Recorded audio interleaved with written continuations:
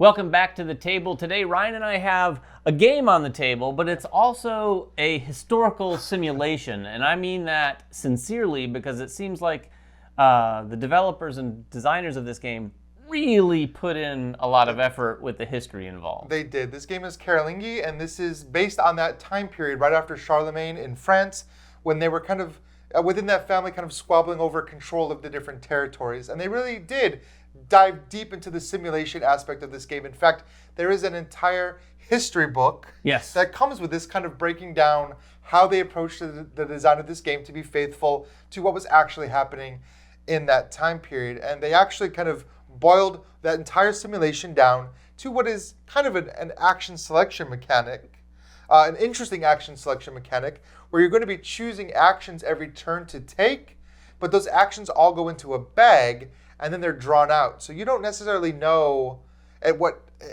point you're going to get to do your actions, in what order you're going to get to do your actions. So there's a lot of thought and planning that has to go into the game. Yeah, the action selection mechanic is definitely the unique star of the show here. What you are doing out here on this map is not going to be unfamiliar to many people who play games like this, where you're moving effectively troops, if you will, around a map, trying to gain control of territories in different areas, doing lots of different things that you would expect in a game that looks like this. However, there are a lot of different victory conditions as well, which is, I think, is the other thing that makes this game somewhat unique, is because it can go the length of the game, or it can end early, but ending early has some layers to it, ending the game early is tough. Yeah, there's a lot. Like I said, they tried to approach this, like I said, from a simulation aspect. So they give you a lot of control as a player in how you want to set up the game, what kind of game mode you want to play in, and how long of that game you want to be. So you can play fully competitive, which is what the basic game is going to be.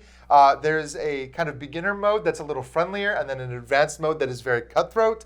And then you even have a semi-cooperative mode. They have a whole semi-cooperative scenario you can play in as well. And even within those, you can kind of toggle the game length and the difficulty. So there's a lot of different ways that you can kind of customize this game to your playstyle and to your group. But what it does boil down to is being the one to complete the most victory conditions by the time the counter reaches the end of the game, wherever you set it at. They said, maybe play about 5 years, but you could play a much longer, kind of all day long epic game if you really wanted to. For sure, and you can see they have the years across here at the bottom, and in some of those different modes, again, bringing that history involved, you're going to play in very specific chunks of this depending on some of those modules that you choose. In this one here, we have it set up from 8:30 to 8:34.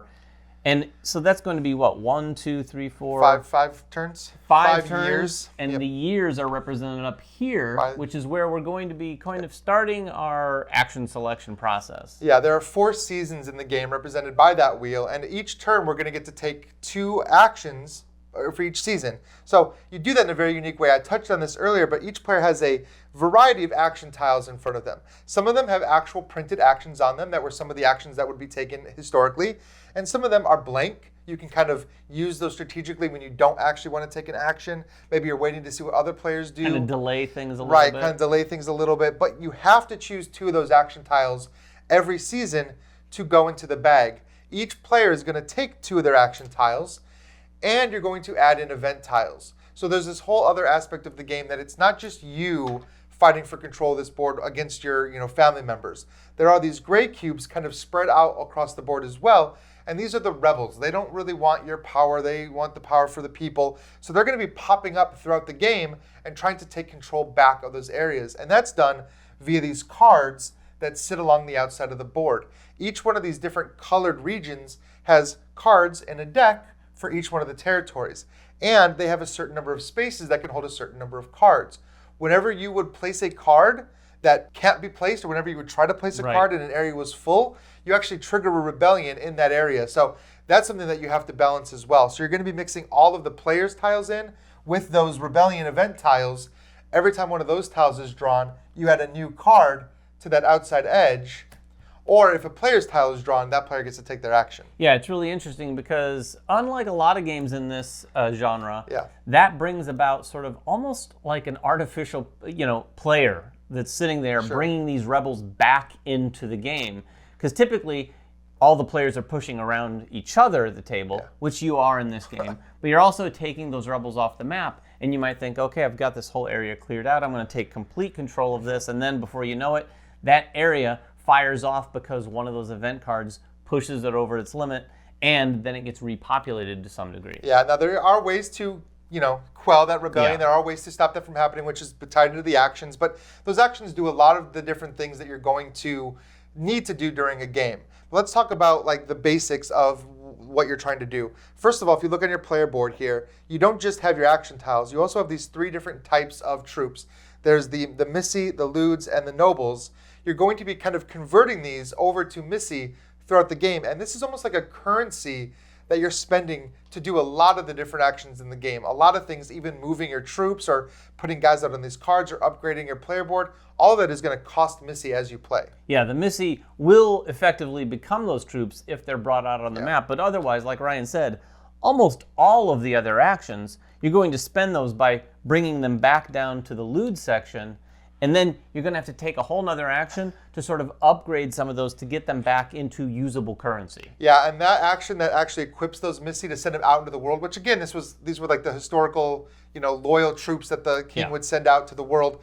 You have to equip them by kind of leveling them up, and you get to do more of those actions as you control more of the board. So there's a lot of this game is tied into controlling different territories. Not only is it going to help you take certain actions, it's also going to help you with some of those a variety of different win conditions we talked about. Yeah, and before we get into at least describing a little bit of the actions, we don't want to go into a full how to play, but we will tell you about some of those. Like we said earlier, you're going to put 2 of your tiles, each player, along with one of the events in the bag, and then you're going to start in that first season, randomly draw one of those to come out and place it in that first season. This means that it would be my first option to take an action, and then it is that action that I put in there that I'm taking. So, a couple things here. When you put in a couple actions, you've got to make sure and really give that some thought, because if you put in an action that's going to say, let you upgrade to some Missi that you don't currently have, and then your other action is to spend Missi to do something, you better hope that those come out in that order. So you want to avoid those sorts of things, but it's an interesting dynamic. Not only putting in actions that no one else knows what you're doing, because all the tiles are kind of face up on your player board towards you, but then you're limiting your actions in future seasons for that year, because those are going to stay out there. Now, there are some things you can do throughout the round to potentially swap one of those back into your hand. Yeah, every year you can swap one, but for the majority of the round, they're all going to sit out there, which is why they have the ability to develop some new tiles. Some of these major actions will have duplicates that kind of sit at the bottom of your player board that you can eventually develop. You can develop your player board. You can develop some of the countries you control by putting these counters out there, which is another victory condition. Some of these actions are going to let you move and fight. Again, you don't want to do those in the same round. You might draw your fight before you draw your move. Exactly. So that's a big pacing thing. You'll want to move into territories, and there's a lot of little detail rules about what you can do and how. Yeah, you have to move out of territories where you have a majority. You have to move into a territory and have a majority in which to battle with. You can't just be one cube versus another cube, that sort of thing. But a lot of these moves are going to require the spending of Missi to move around the board. You're going to get into those positions and then want to try to stagger things out. So you're like, okay, I mean, you're basically planning out your full year in a way in your head, you almost have to. thinking, okay, I'll do this and this, and then season by season, maybe adjusting if things didn't go on exactly how you expected them to. Well, not to mention there may be up to 5 other players at the table. In a 6-player game, you're going to have people messing with what you want to do. A lot of the game is that area control, and there is definitely PvP in this game. There is definitely combat. You're going to be fighting against the rebels. You're going to be fighting against the other players. But what you don't see is dice or battle cards or a combat track. It's purely deterministic combat. When you get into a combat with somebody, everybody just removes cubes until there's only one person standing. It's actually very simple to do combat, which I think is necessary in a game that has this much complexity. It is nice to have that deterministic ability. Now, you might have put your combat in and not realizing that the opponent put a move in, and they might be bringing in reinforcements. That's the kind of thing David was referring to, where you really can't plan out exactly. You have to be able to make tactical decisions season by season, because your plans will change, not just from the opponents coming through, but you're kind of pushing your luck with these cards too, thinking that you might have control of an area, but if it fills up and that fourth card or whatever comes in and you get a bunch of rebels that flood the board, that can mess with your plans too. It can, but again, like we said, there are things you can do to get presence on some of those cards so you can protect a little bit from some of those territories getting those rebels back. Now, there are 2 actions, one of which we mentioned earlier that I wanted to talk about in a little bit more detail. One of them is that pass action. You can put this token in there, like we said, to delay things. So say you were down to the point where you did want to move in battle, but you didn't want to put both of those in. Right. You could put the move and this in, saving your battle for the next season. So it becomes very, very important. And like we said, you could put this out there, and then once per round or year, you could actually maybe swap this back out with another tile so that you get another action, not to mention get some of the duplicate actions by taking that influence action. Yeah, it is interesting because if you don't use those early, you might get stuck in the fall season and only have 2 pass tiles left too. So you really 100%.